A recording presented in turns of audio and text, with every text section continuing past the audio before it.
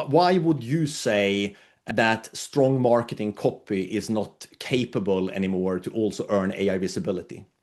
I'll take my son for an example.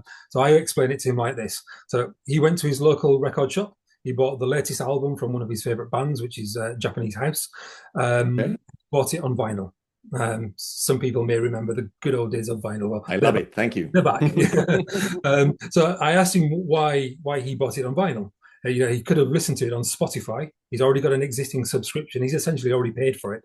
Um, and his answer was 100% emotional. It represents who they are. They're authentic.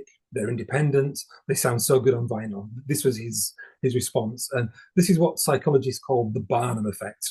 What I've described right there, that's the point of conversion into a sale. That's when I really need this product.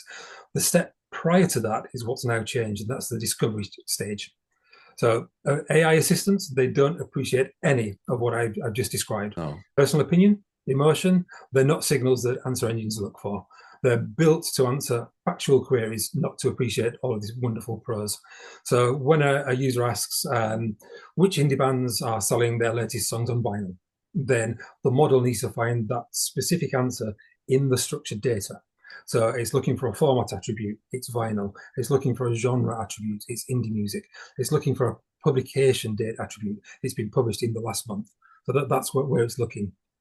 So if we create some beautiful marketing language like maximize your experience of our latest track the way it's meant to be heard, then that doesn't carry any signal value whatsoever.